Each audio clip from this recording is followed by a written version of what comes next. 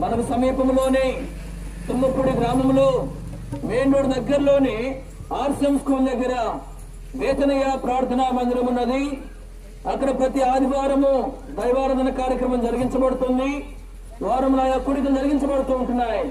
మీ అందరినీ ప్రేమతో ప్రభు అయిన యేసుక్రీస్తు నామములో ఆహ్వానిస్తూ ఉంటున్నాం. కాలము సంపూర్ణమై ఉన్నది. దేవుని రాజ్యము సమీపించి ఉన్నది. మారు మనసు పొంది సువార్త నమ్ముడి అని ప్రభు అయిన యేసుక్రీస్తు వారు సెలవిస్తూ ఉంటున్నారు.